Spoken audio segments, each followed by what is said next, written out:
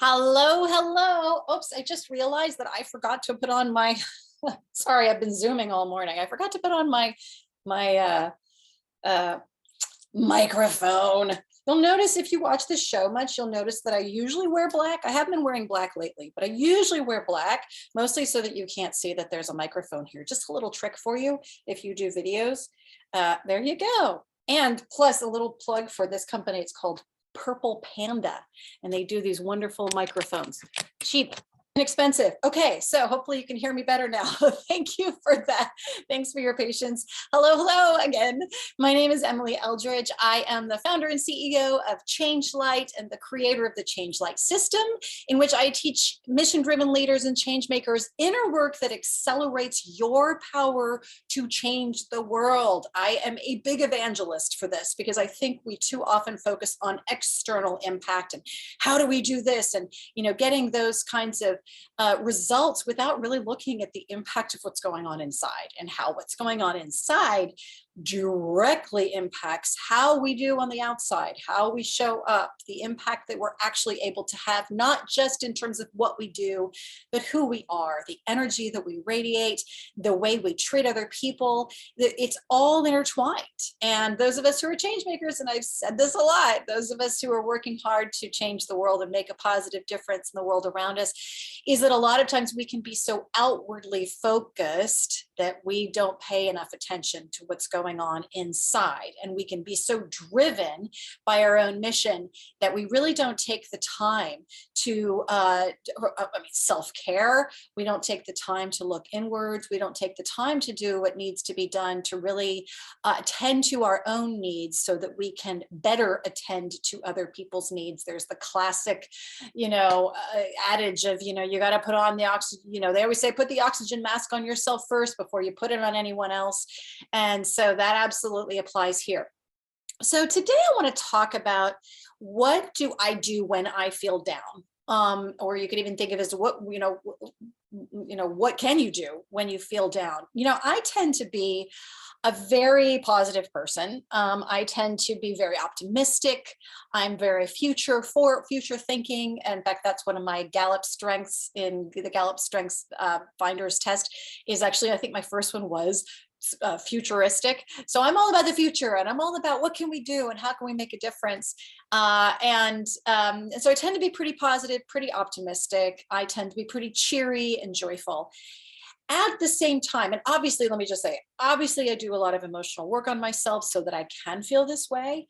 I've done a lot of emotional work on myself so that I do feel this way. This isn't something that necessarily happens overnight or happens easily. If you've seen my previous episodes, you know that I've had my share of struggles, and that I've overcome, and I've done that with my work that developed out of my own struggles. But I also want to say that, even though you see me on these shows and I'm smiling and I'm happy, I mean, quite frankly, I just came out of several days of feeling pretty down and feeling very unmotivated and heavy and blocked and easily triggered. And no, I don't think I'm PMSing. I really think there were some circumstances that kind of triggered it, but also, to be honest, this is just what happens sometimes for me.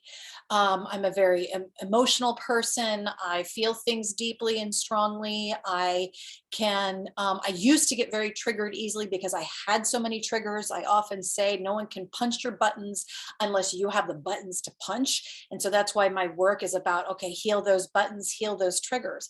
But even I mean, as much healing as I've done, of course, I still have struggles. So I just want to say, for those of you who are also in this emotional healing space, like, we all still have issues we're all working on. And if we wouldn't be good at what we do if we didn't have things that we're working on. So I just want to shout out to those of us who really are in this space. And sometimes those of us who are in this space think that we have to have it all figured out. We think that we have to be like so emotionally healthy all the time. That's just unrealistic. As much as I really almost hate to say that, like, I'd love to just be happy all the time and never be down. The reality is I get down sometimes, and I don't always know why.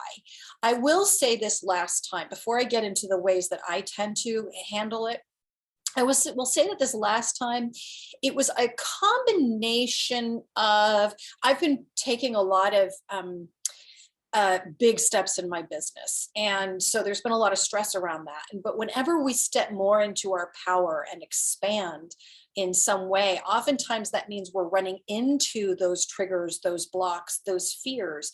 And so for me, what happens is I will feel blocked. I will feel kind of like heavy. And it can sometimes, even though this tends to be my pattern, it still can take a while before I finally start to recognize, like, oh, wait a minute, I'm feeling really unmotivated. I'm feeling really blocked. And you know what? Maybe I've got some underlying fears going on here. So sometimes the reality is we do have underlying fears that we may not be totally aware of. And for me, I will say that, like, I feel like I've done so much healing that sometimes, it's almost like the ones that are left are pretty deep. So it can kind of take a little while for them to rise up and for me to really recognize what's going on. But the point is, I would say that the downness that I have felt the past few days, I would say personally, some of it has been triggered by the stress of really stepping into this new space, the blocks that I'm feeling, the fears that are trying to protect me, right? So for me, it's like blocking me to keep me from stepping forward. This is classic stuff. And again, going back to my previous episodes, you'll know that controllers can do that. We can have controller parts of us that try to hold us back, but we can also have wounded parts of us that try to hold us back because they don't feel strong enough or ready enough or powerful enough to really be in this new space that we're in. So like for me, I would say I've got these parts of me that I'm like, are absolutely like, yes, we're doing this. We're on board. We're so excited. And then all of a sudden there's this, where there are those parts of me that are like, oh, we're not ready for this. I'll just, to give you a little more insight into what I realized was going on for me, is that one of my core wounds or fears, beliefs that formed in childhood that I only just realized within like the last year is nobody cares about what I care about. And that's a big one, especially if you're in the business, which I am right now, of building my community and bringing people into my world and teaching them my work and saying, this is important, this is really important, and really me caring about it personally. But with that belief that's pretty intense, and I've healed a lot of it, but there's still more. It's this fear that, okay, so I do outreach or I connect with people or I share my work, and oh no, they're not going to care about what I care about. But then I also have some beliefs and some fears around, well, they're going to criticize me for what I care about. And that comes directly from childhood as well. I mean, I had someone in my life who was constant in their criticism of almost everything I cared about, everything that brought me joy. So that was really painful. But again, I only just realized that, identified that aspect, that I'm going to get attacked for it, or derided or ridiculed for it. I only just identified that literally in the last week. So that was pretty intense. So that, I think, was at the core of some of the downness. But then sometimes the reality is you just feel down. Okay. So my point is, downness, when we feel down, can be attributed to a lot of things. It can be attributed to actual triggers, like I said, or wounds or fears, but it can also sometimes be chemical. It can be cyclical. It can be, neurochemical. I mean, the reality is, I think sometimes we just get imbalances in our brains. But I would say, but I've gone through enough periods of feeling down that I just want to share with you some of the ways that I tend to approach it. Full disclosure, when I notice myself feeling down, I no matter how many times I've been through this, I tend to feel frustrated with it. I tend to immediately be like, oh, because I'm like, I've got all these visions and I've got all these dreams and all these things I want to do. And what the hell? Why am I feeling down? So there's always a part of me that's like, ugh, like, I don't want to feel this way. I want to be out there doing things. Why am I feeling this way? That's basically like not a good approach. I'll just tell you that. And I say that fully telling you that that's what I tend to do, is I tend to have a part of me that gets frustrated because I feel like this downness is just not in the plan. It's not going according to what I want. That doesn't work. Okay. Just so you know, cut to the chase. That doesn't work. So what I've learned, one of the first and foremost things that's most important, and you've heard me say this before, I think when it comes to emotions in general and how we feel in general, is that it doesn't work to fight your pain. That arguing with pain or struggling with pain, yours or anyone else's, doesn't work. What happens? I've talked about this before. The emotion comes up, and that if we try to push it down, or we argue with it, or get frustrated with it, or try to dismiss it or ignore it, or do any number of things, or even try to distract ourselves from it, can be a form of you're fighting it.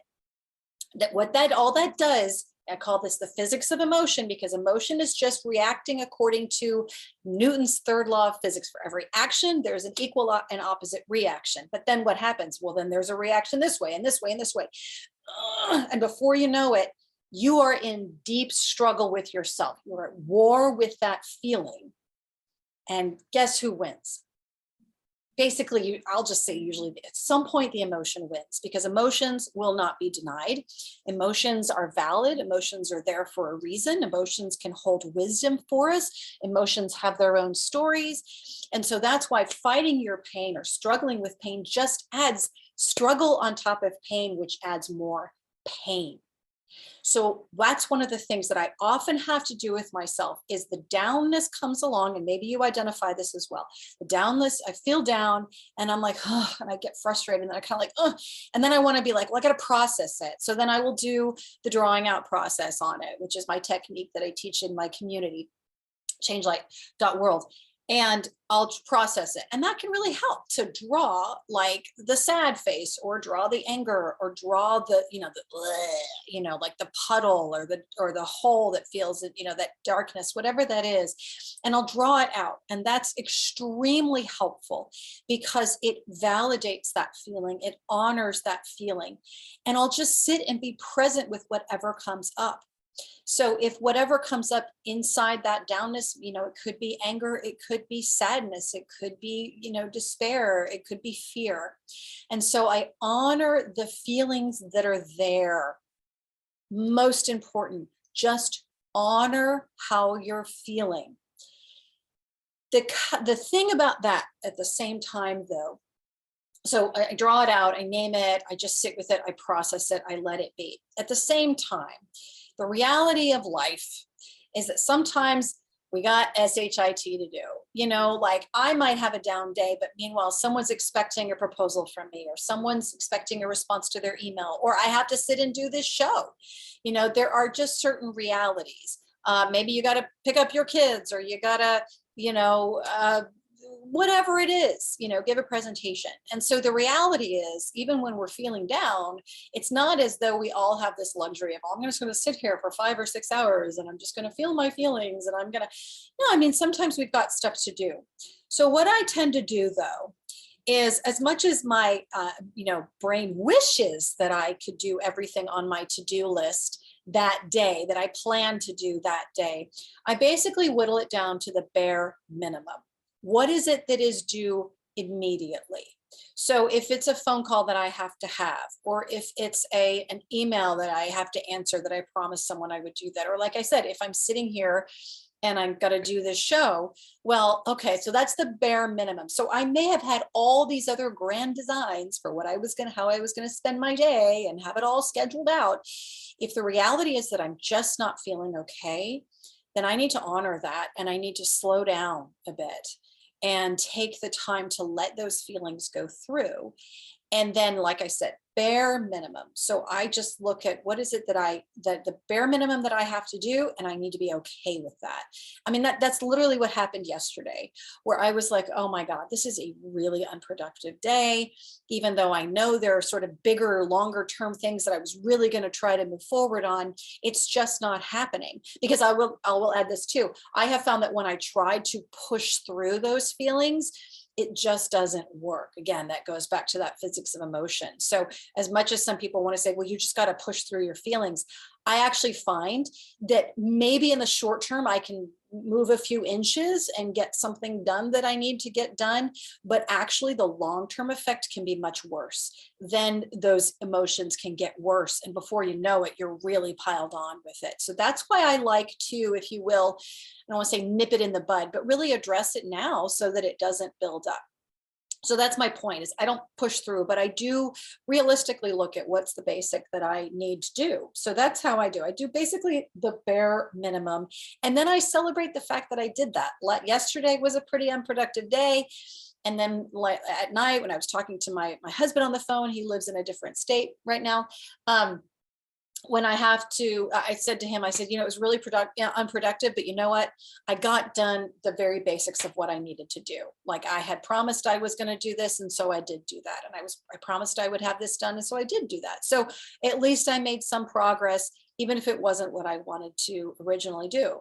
And so that's really important to do, because again, fighting the emotions or trying to push through it usually doesn't work. So slowing down, bare minimum, surrendering to the feeling, accepting, embracing the fact that this is how you feel. And there is nothing wrong with how you feel. And it's okay to feel everything you feel. So I'll draw out, I'll journal. I sit down and I write down how I'm feeling. I name the feelings: sad, angry. I mean, it can be so ridiculously simple. Like it's like see, spot, run. It sounds so basic, but even just noticing the feeling and giving a name to it, or just identifying it.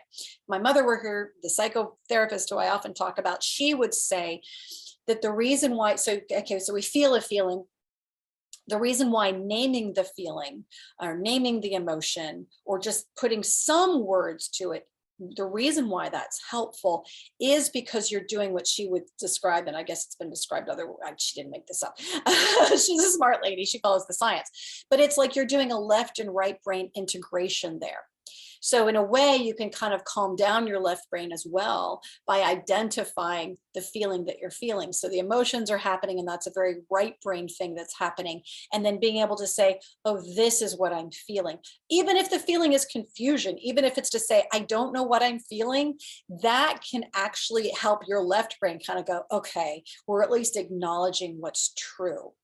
So naming, journaling, drawing out how you feel, writing down whatever beliefs are popping up, very important. So I described how the beliefs that were popping up for me within the downness were, nobody cares about what I care about. I'm going to get ridiculed for what I have to share. And so that was part of my downness. It was trying to protect me from really all these activities that I said I wanted to do to support my work and spread my work.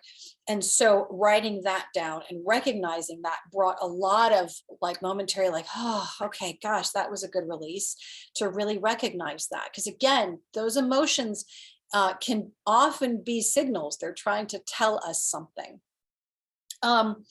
Another thing that I do, I just want to share this because I found it to be very helpful, and you may have your own practices, but one of the practices I have is I do Buddhist chanting and the chant that I do is Nam-myoho Renge Kyo. I do it with the Soka Gakkai International, which means Value Creating Society, and we're all over the world. And anyway, so the point is we chant Nam-myoho Renge Kyo, which means the divine a dedication to the divine law, and it's like the law of cause and effect. It's like and to the Lotus Sutra, which is one of the sutras of the Buddha's teachings. One of the sutra means teaching, so the Lotus Sutra is one of his teachings. But the point is, I found, and again, you may have your own things that you do, but I have found that sometimes when I have a downness that I just can't shake, or that I'm just in the morning, that if I sit, and the way I do it with my practice is we sit in front of this Japanese scroll called the Gohonzon. And so I sit and I just chant. And I chant with my beads, Nam-myoho Renge Kyo, Nam-myoho Renge Kyo, Nam-myoho Renge Kyo, Nam-myoho Renge Kyo.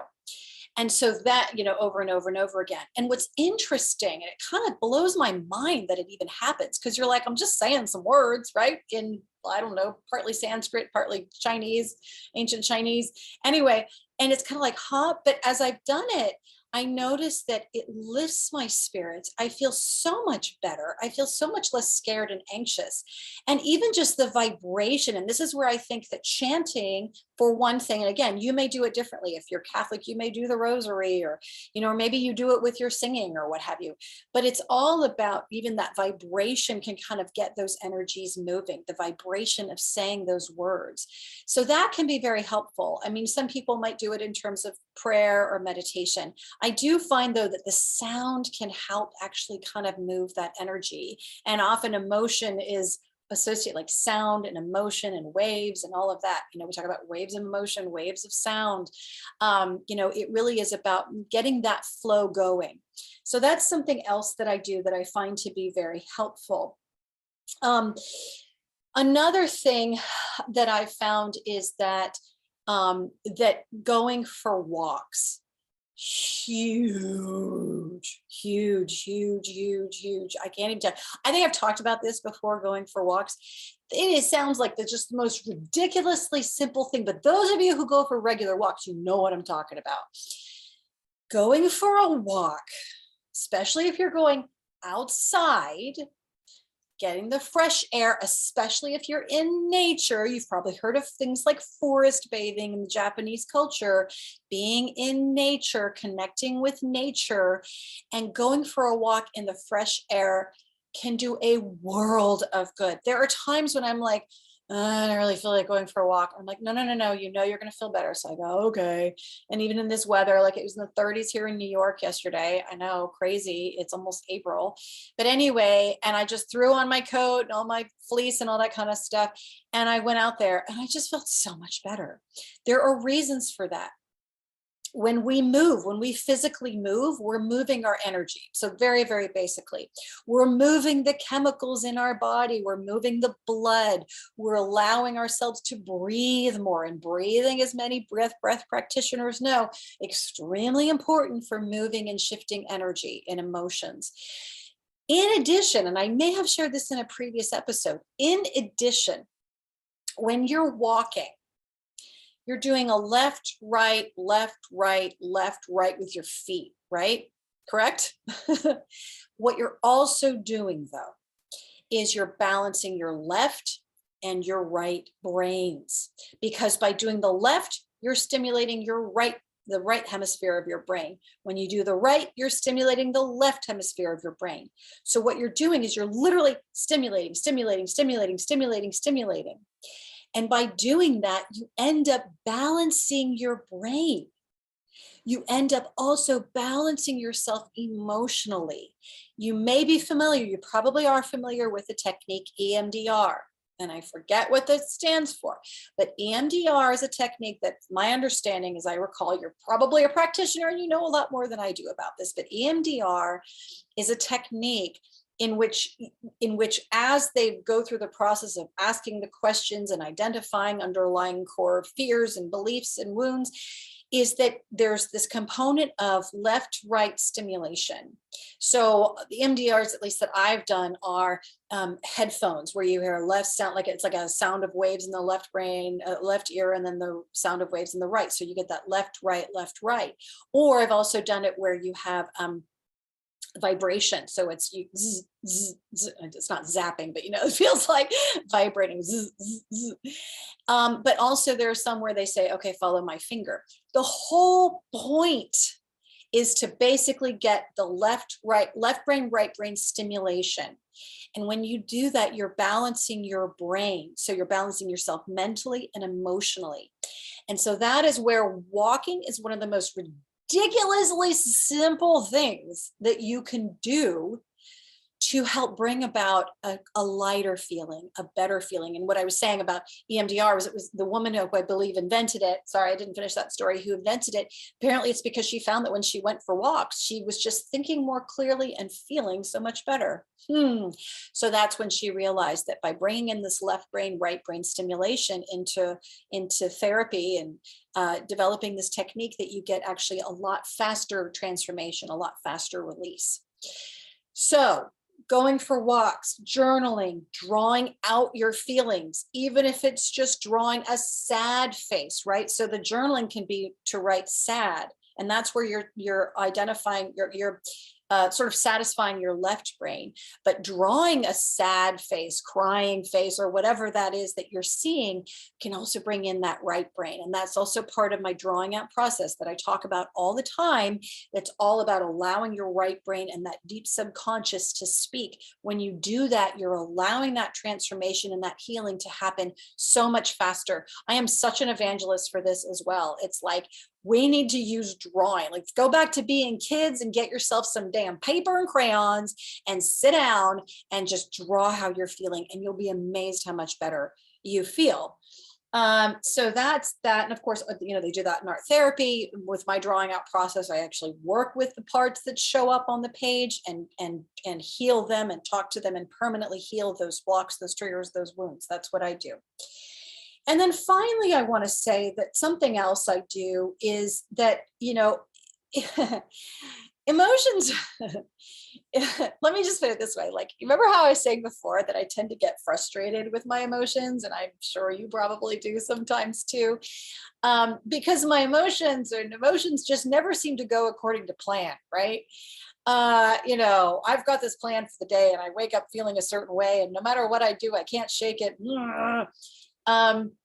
And actually, I want to add something that also world events, those of us who are very empathic, of course, world events or events around us can also really impact us emotionally. So it's important to honor those as well, right? So invasion of Ukraine is a big one that a lot of my clients have brought up, saying that it hurts a lot, even though they have no connection directly with the conflict. So I just want to throw that in there. But ultimately, like, I tend to get frustrated, and I find that it's because basically my left brain, or actually I would use the impresario, right? So going back to when I talk about empowers, remember your impresario is that more left brain part of you that's like, we're going to be effective and we're going to be productive and we're going to do this thing. And then the emotions come along. And that part can, side of ourselves can be like, damn it, this is getting in the way. This is really irritating the hell out of me. And at least that's what happens inside of me. I don't know about you. But that productive part of me, that doer part of me, can get very frustrated because it doesn't work for me to try to work while I'm emotional. It just doesn't work. So what I do is I also remind myself, if I'm really frustrated or sort of just going, oh, this feels like it's going on too long or what have you, I just say, you know what? I remind myself of the many, many, many times before that I've been through this, that I have felt this way, that I have felt down, or even that I've felt frustrated with feeling down, that I felt impatient with feeling down, that I have struggled, and I have, even though the day before I might have felt on top of the world and everything's fabulous, and I really know that I'm fulfilling my purpose and my mission, and then the next day I'm like, bleh, and I feel like, oh, I really need help here, or I'm not feeling so great, and I'm definitely not feeling so confident. I remind myself that I've been through this so many times before, and I've come out of it so many times before. So fighting it is not going to do any good. It's just going to make it worse. And it's better if I just slow down and be patient and gentle with myself now and always. And I say, okay, that helps me to slow down and be patient with myself. It helps me to surrender to the feeling I'm having now. It helps me to accept that maybe I'm feeling this way for a reason. There's something I need to process. And I think about all the times before that I was like, oh, my emotions are really irritating me now and slowing me down. And I go, yeah, but look at all the times before that I was able to actually glean some realization or some much needed rest, or do some self-reflection, or discover some underlying wound or block that the downness forced me to really address and face. And that what came out of that was the realization of that feeling, the discovery of that underlying belief or that core wound. And then as I was able to heal that, then I could move forward and feel so much better and so much more empowered. And so sometimes it's just cyclical. It's just cyclical. And those of us ladies, we're, if anything, like cyclical, right? Even if you're done with your period, we're still cyclical. It's something that I think I'm not sure that our male counterparts fully, I don't know that they have their own cycles, frankly. I was talking with my husband about that, is that, we women, we just have a cycle that sometimes we just need to surrender to. And that when it comes to our emotional well-being, our emotional lives, it's really important to just honor and respect that as well. And know that just like everything else, this too shall pass, and there's nothing wrong with how we feel. So I hope this has been helpful as always. Again, I am Emily Eldridge of Change Light, and I would love for you to join us in our community. Please do consider it, community.changelight.world, where change makers and mission-driven leaders do inner work that accelerates their power to change the world. And we talk about this stuff, and we talk about so much more in there. So I hope you'll join us. Thank you so much. Blessings to you, and I will see you next week. Bye.